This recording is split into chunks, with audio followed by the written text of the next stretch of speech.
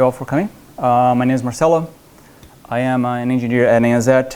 I'm going to be talking about docked execution with the Swift Temporal SDK. Let's go. This is my dog. Senna. Yeah, his name is Senna. And I really, really like my dog. And I think everything is better as a dog. I think everything is better as a dog. Yes, I didn't write this wrong. Like these guys, they would be so much better like this, right? Like this guy, like this. Like that's what I want. That's what I want. So I made an app. All right? The app is called Better as Dog. Yeah? So here's how it goes. It fetches an image from the internet. I enter an URL. It retrieves the faces. You get it? Fetch, retrieve. Yeah. Retrieves faces. Are you waiting for applause? Thank you. Somebody gets it.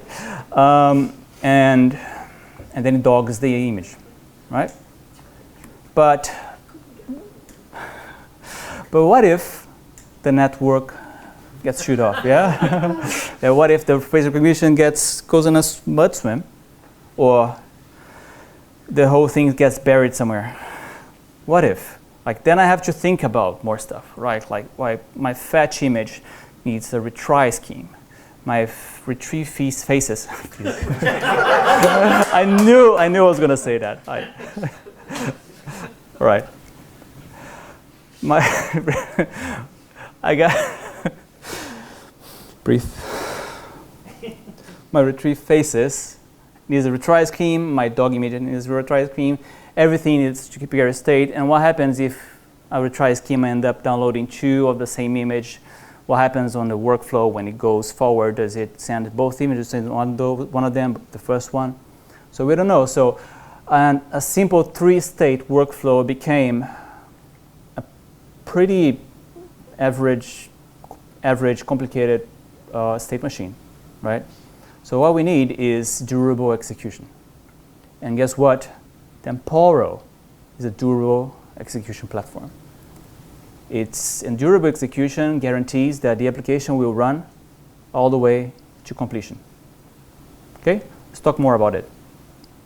It allows developers to focus on the business logic while Temporal handles the catastrophes.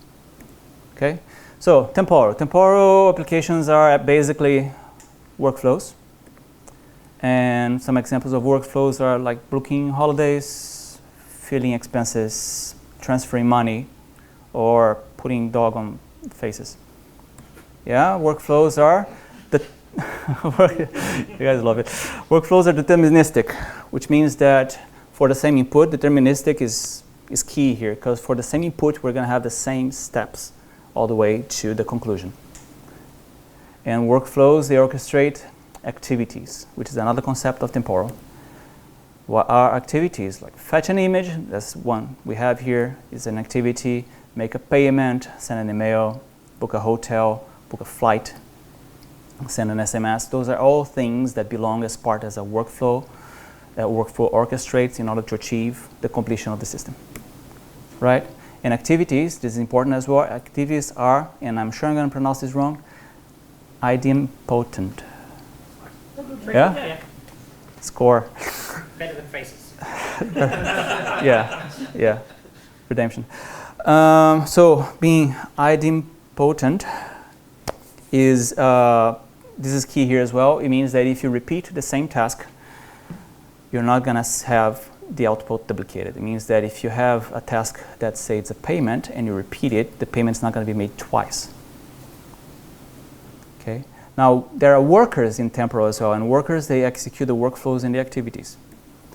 There's a Temporal service that oversees the whole execution, and there's a client that can start and query workflows.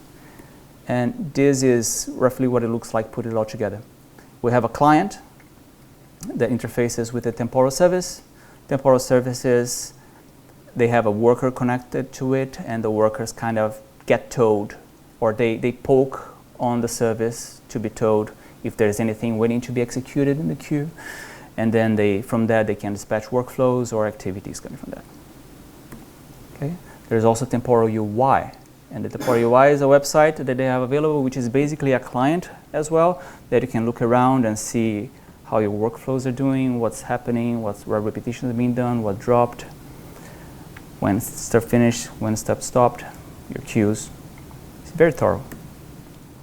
Now we talked about the Swift Temporal SDK. And the Temporal is made to be used through many different SDKs. Most famous are Go, Python, Java, but now we have the Swift Temporal SDK that came out a couple of months ago.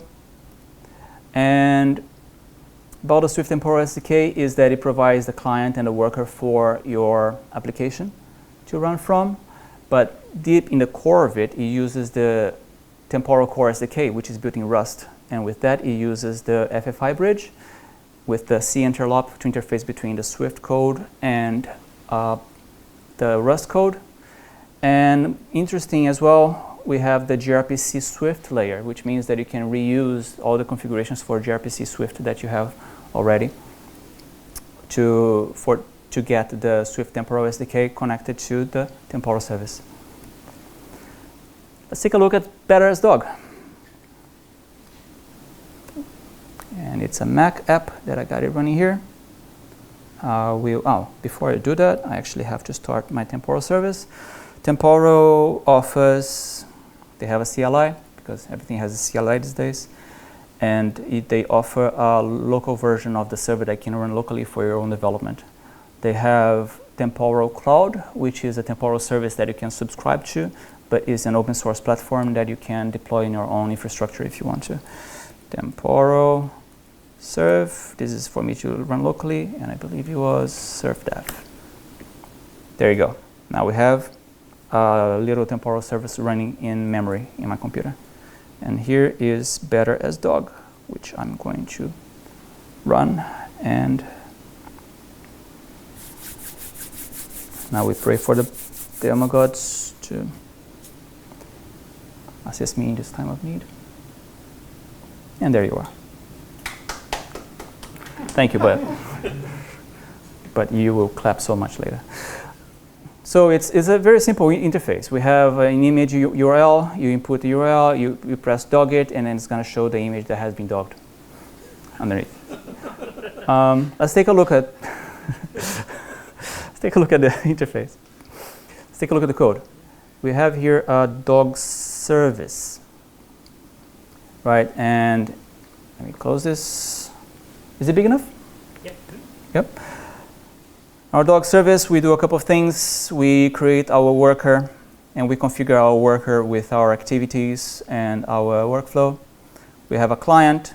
We create our client, and we run them all, right?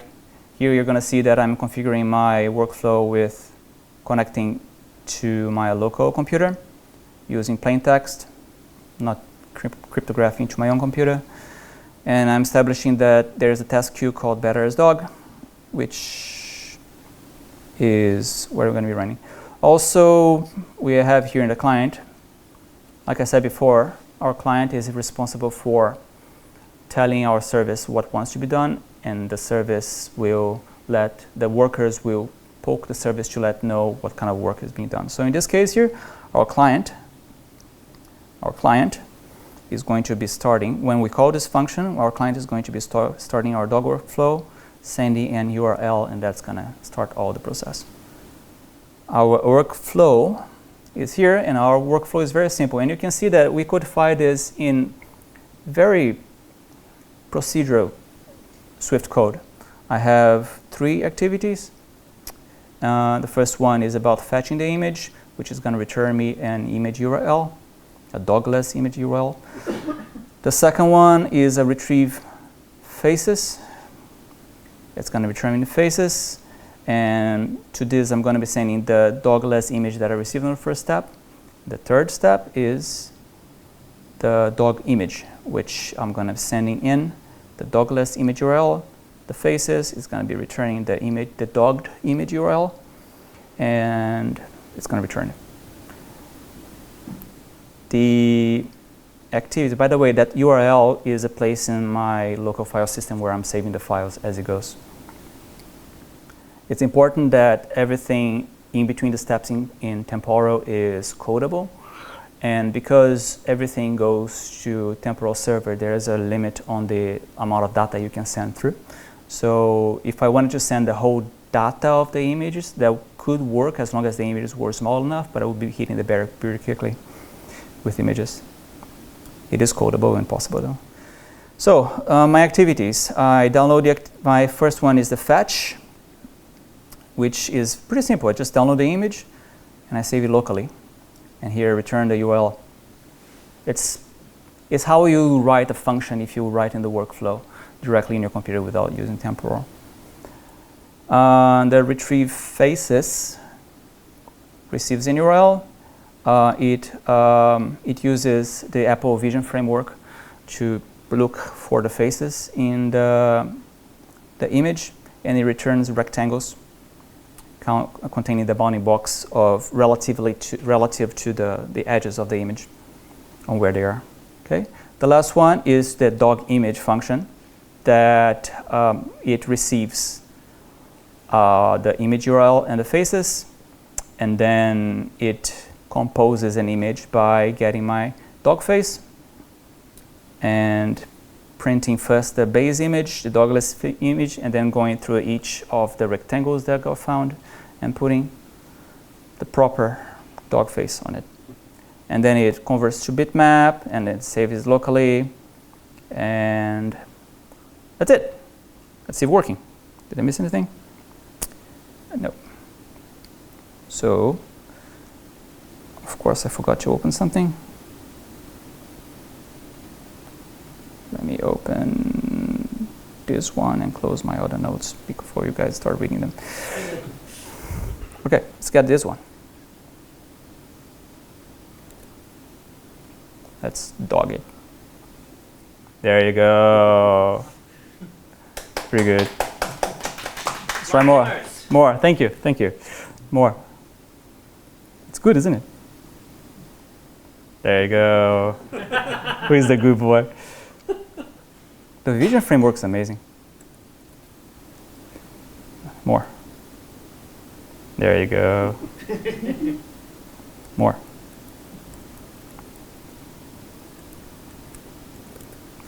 This is gonna change the way you watch TV forever. Look.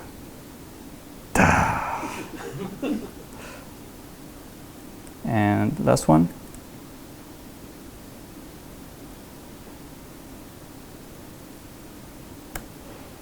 There you go.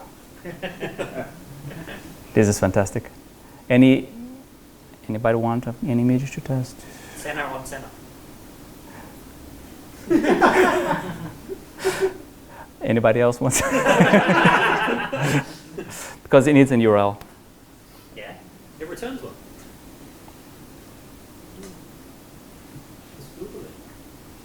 What do you think about progression now? My one was easy. I'm gonna Google you. I'm gonna put your. All right. If nobody has any sane requests. And oh, of course, there's more. I'm gonna open here and show the Temporal UI to see what happened. So the server is running locally, right? And these are the workflows for the images that I just ran. If I open one of them, you'll see here that it happens exactly what we were expecting. We had a timeline. This is the workflow from end to end, and then this is the first activity that happened, which is the fetch image. After that happened, the next one came in, retrieve faces, and the last one, dog image. And if you click it through, you can see exactly what the input was, which is the file saved on my file system, and what the output was, which is the faces that were found in the image.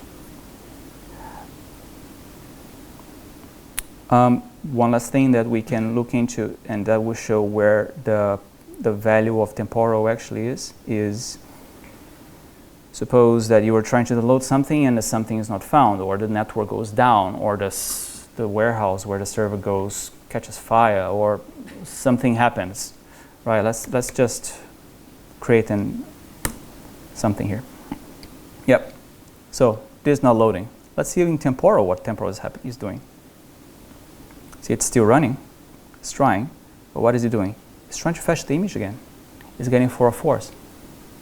It's trying again and again and again and again. And it goes according to how I configure it. I can configure a maximum of repeats. I can configure it with a timeout. I can configure with some escape routes. It's very versatile like that. And if I cancel it, if I go back here, you can see that my worker got told that its work was canceled. So the application resumed to where it was before.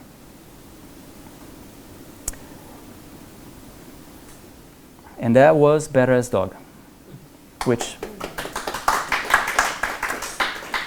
$199. And I hope you appreciate it. I hope you guys got a better idea on what Temporal does, and I hope you can find workflows that can help, that you can use it to help in your day-to-day. Anybody has any questions? Thank you. You mentioned that it's durable executions. Yeah. The first flow which I seen, that's a remote server. Pretty what? Remote server where this Temporal is running. Like you have a client and server is somewhere there. Yeah. So how client will be guaranteed to have durable state when you're losing connection time to time? Yeah. So the server keeps the state, not the client, right? The moment that a client drops down, the moment that there's a client and there's a worker. The moment that a worker drops down, right, it's not pulling 4 jobs anymore. And the server knows that it's not completing the execution because it keeps on sending back information as it goes. It can send, say, heartbeats. It can send, say, completion points.